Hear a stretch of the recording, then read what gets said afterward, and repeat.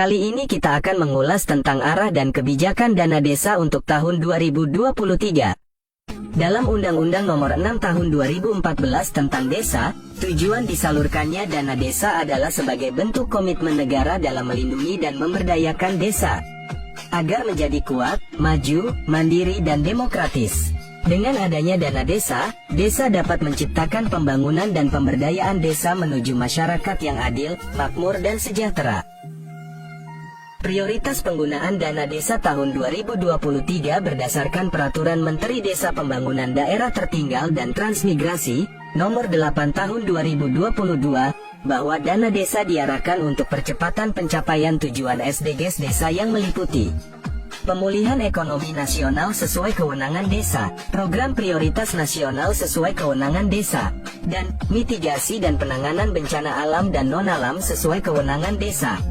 Penggunaan dana desa untuk pemulihan ekonomi nasional sesuai kewenangan desa meliputi pendirian, pengembangan, dan peningkatan kapasitas pengelolaan BUMDesa atau BUMDesa bersama, pengembangan usaha ekonomi produktif yang diutamakan dikelola oleh BUMDesa atau BUMDesa bersama, dan pengembangan desa wisata. Penggunaan dana desa untuk program prioritas nasional sesuai kewenangan desa meliputi perbaikan dan konsolidasi data SDGs desa dan pendataan perkembangan desa melalui IDM, ketahanan pangan nabati dan hewani, pencegahan dan penurunan stunting, peningkatan kualitas sumber daya manusia warga desa, peningkatan keterlibatan masyarakat secara menyeluruh dalam pembangunan dan pemberdayaan masyarakat desa.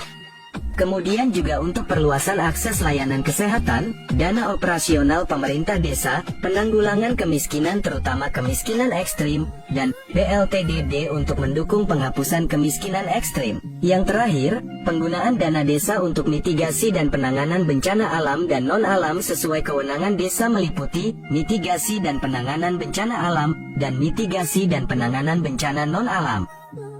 Menurut peraturan menteri tersebut, ada beberapa kebijakan baru terkait penggunaan dana desa tahun 2023, diantaranya adalah adanya alokasi khusus untuk operasional pemerintah desa dengan nilai maksimal 3% dari total dana desa yang diterima. Hal ini tentu saja menimbulkan pertanyaan baru, khususnya bagi pemerintah desa dan para tenaga pendamping profesional. Kira-kira uraian dan rincian belanjanya seperti apa? Dan bagaimana teknis penyusunan RAB-nya? Dana operasional pemerintah desa tersebut meliputi biaya koordinasi, penanggulangan kerawanan sosial masyarakat, pengamanan, dan kegiatan khusus lainnya untuk mendukung pelaksanaan tugas pemerintah desa yang diberikan setiap bulan. Biaya koordinasi dapat digunakan untuk membiayai kegiatan koordinasi yang dilakukan bersama dengan pemerintah, pemerintah daerah, pemerintah desa lain, masyarakat dan atau kelompok masyarakat dalam rangka membangun keharmonisan hubungan koordinasi, serta kegiatan lain yang mendukung pelaksanaan tugas pemerintah desa. Biaya penanggulangan kerawanan sosial masyarakat dapat digunakan untuk membiayai kegiatan dalam rangka pencegahan dan penanggulangan kerawanan sosial yang disebabkan karena kemiskinan, kesusahan, musibah, keterbatasan dana, konflik sosial, bencana yang menimpa warga, masyarakat. Sedangkan biaya kegiatan khusus lainnya dapat digunakan untuk membiayai kegiatan promosi, protokoler, pemberian untuk masyarakat yang berprestasi, kegiatan olahraga, sosial, seni, budaya, keagamaan, penguatan rasa kebangsaan dan kesatuan, dan pemberian apresiasi kepada orang dan atau masyarakat yang membantu tugas pemerintah desa di luar kegiatan sebagaimana disebutkan sebelumnya.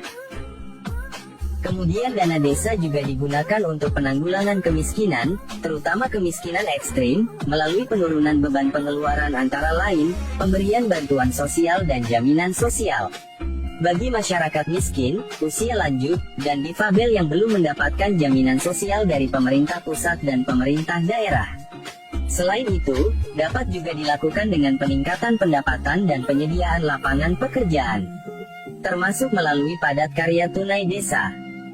Dana desa juga dapat digunakan untuk bantuan pembangunan, perbaikan, atau rehabilitasi rumah layak huni dan sehat untuk warga miskin dan warga miskin ekstrim, yang diberikan bantuan maksimal 10 juta rupiah dalam bentuk bantuan material atau bahan bangunan.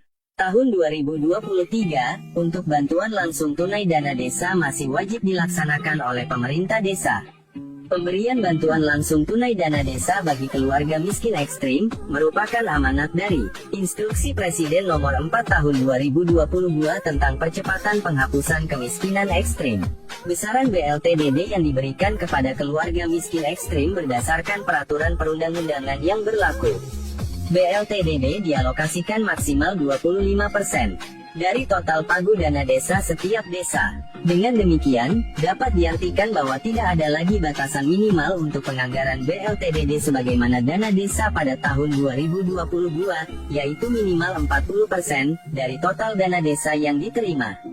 Namun demikian, untuk petunjuk teknis lebih lanjut terkait BLT-DD tahun 2023, masih menunggu pedoman penganggaran dan pengelolaan dana desa yang akan dikeluarkan oleh Kementerian Keuangan.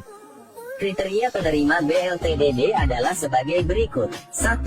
Keluarga miskin yang berdomisili di desa bersangkutan, dan diutamakan untuk keluarga miskin ekstrim. 2. Keluarga yang terdapat anggota keluarga rentan sakit menahun dan kronis. 3. Keluarga dengan anggota rumah tangga tunggal lanjut usia, dan atau 4. Keluarga yang terdapat anggota keluarga difabel. Demikian informasi tentang arah kebijakan dana desa tahun 2023 yang dapat kami sampaikan kepada teman-teman semua. Semoga informasi ini bermanfaat dan dapat menambah referensi bersama. Terima kasih sudah menyaksikan video ini. Salam pemberdayaan.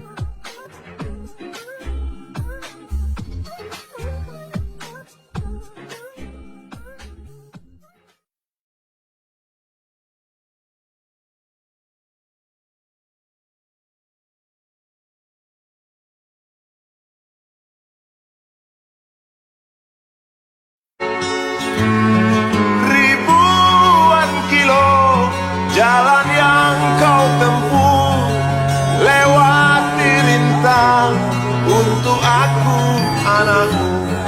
Ibuku sayang masih terus berjalan walau